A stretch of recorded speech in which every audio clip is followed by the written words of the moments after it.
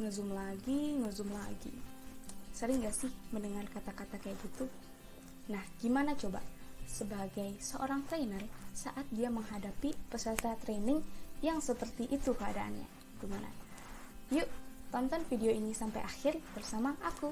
Sebelumnya, kenalin, aku Tamara Ahsanul Hafizah, mahasiswa Matematika ITB, NIM 101191031.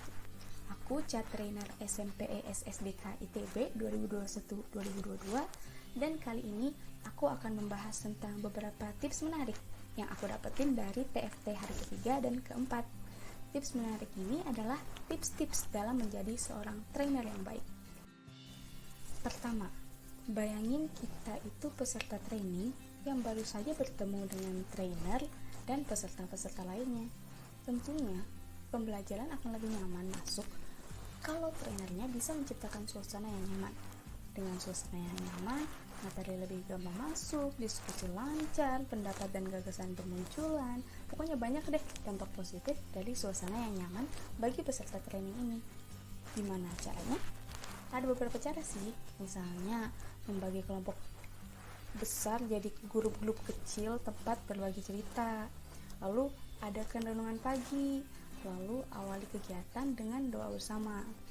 Tak lupa adakan juga nih ajang apresiasi di akhir sesi training.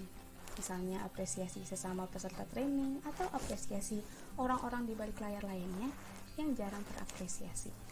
Dengan cara-cara tersebut, lambat laun kita bisa membangun suasana yang nyaman bagi peserta training. Kedua, terapkan active learning, yaitu 4 unsur ARKA: aktivitas, refleksi, konsep, dan aplikasi. Dengan begitu, peserta training itu nggak disuap materi aja gitu, tapi lebih aktif berdiskusi dan bisa mencari kesimpulan sendiri dari materi bahasan yang sedang dibahas saat training. Lagi pula kita ini kan trainer, bukan teacher. Jadi ini nih poin ketiga yang harus selalu diingat, bahwa ada loh perbedaan antara trainer dengan teacher. Trainer itu lebih mendorong peserta untuk berpendapat sendiri gitu. Jadi trainer cukup memberi pertanyaan yang tepat, tajam, dan mampu memancing jawaban yang lebih berkualitas. Ciri pertanyaan seperti itu yaitu yang spesifik, menargetkan orang tertentu, dan menggiring peserta untuk lebih banyak berbicara gitu daripada trainer yang mendominasi bicaranya. Nah, terus semua peserta training itu harus ikut berpartisipasi. Disitulah trainer harus peka gitu terhadap situasi agar bisa lebih mendorong orang yang kurang aktif berbicara agar dia bisa lebih berbicara gitu. Trainer pula harus lebih merencanakan alur penyampaian materi gitu dan memanfaatkan waktu dengan tanggung jawab. Harus tetap fokus nih terhadap pembahasan materinya. Beda ya dengan teacher yang lebih menyampaikan materi dengan satu arah begitu. Poin keempat yaitu menyiapkan ide ice breaking sebanyak-banyaknya. Ya tentunya kalau proses training cuma materi-materi dan materi, itu pasti akan jenuh gitu bagi pesertanya. Ice breaking itu adalah tempat bagi peserta training agar bisa menyegarkan kembali pikirannya agar lebih semangat menjalani training. Kemudian poin kelima yaitu trainer itu harus bisa mengelola dinamika yang ada dalam kelompoknya, mulai dari individual yaitu saat pemberian tugas mandiri, terus berpasang-pasangan misalnya untuk permainan 1 lawan 1 atau active listening. Terus ada juga grup kecil kan yang hanya 3-4 orang untuk sharing bersama itu. Terus untuk grup sedang juga nih yang biasanya berisi 5-10 orang yang biasanya untuk mengerjakan tugas yang cukup berat kalau dikerjakan sendiri, hingga dinamisasi kelompok yang besar gitu. Misalnya grup besar yang terdiri dari satu kelas dibagi 2 gitu. Biasanya itu kan dibutuhkan untuk misalnya kita belajar simulasi untuk mempelajari suatu hal gitu. Jadi semua itu harus dikelola dengan trainer. Nah, begitu kira-kira. Apakah kelima poin yang tadi itu sudah cukup? Eits, tentunya enggak. Ada banyak banget gangguan-gangguan dan hambatan yang bisa datang selama proses training. Setidaknya ada 3 gangguan yang paling sering terjadi. Pertama, jenuh. Kedua, malas atau mager. Terus yang ketiga juga keinginan untuk pulang cepat dan nggak mendapatkan apa-apa gitu. Kan banyak tuh yang pengen biasanya peserta jadi nggak sabar berakhir, nggak sabar pulang tuh. Nah, ayo siapa yang familiar nih dengan ketiga masalah tersebut? Nah, gimana ya cara menghadapinya? Pertama, kita harus menguasai cara pendekatan dengan platform yang digunakan. Dan banyak tuh contoh platform yang bisa digunakan untuk training.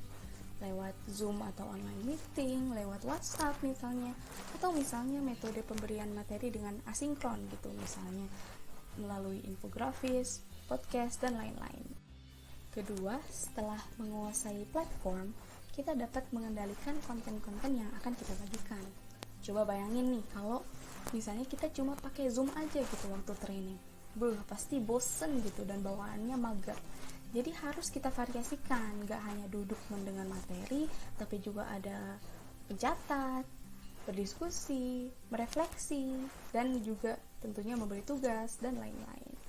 Lalu variasikan juga media yang dipakai gitu, misalnya kita sharing-sharing itu lewat Telegram tuh, terus penugasan itu pakai Google Classroom, terus misalnya proses evaluasi pakai Kahoot tuh, terus misalnya materi asinkron lewat Instagram dan podcast, dan pokoknya masih banyak lagi deh yang bisa kita variasikan gitu.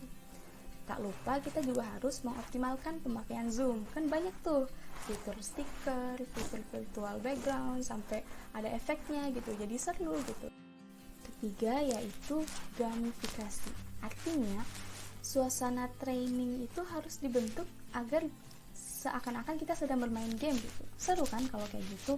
Jadi mungkin yang harus diingat trainer bahwa ada 8 utama nih gamifikasi ini, yaitu pertama challenge, tantangan tentu, terus ada level, terus ada instant feedback, terus ada score tentunya, terus ada badges tentunya hadiah-hadiah untuk orang yang sudah melampaui level tertentu misalnya, terus ada leaderboard kan seru tuh, terus ada competition antar peserta training biar lebih termotivasi gitu, terus ada juga collaboration.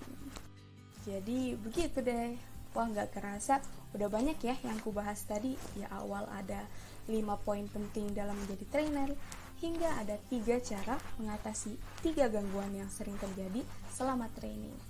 Segitu dulu sharing-sharing dari aku. Semoga bermanfaat ya. Kalau ada kesalahan atau kekurangan itu pure dari aku. Terima kasih udah ngedengerin sampai akhir, dan semoga kita bisa terus belajar menjadi trainer yang lebih baik lagi. Dadah!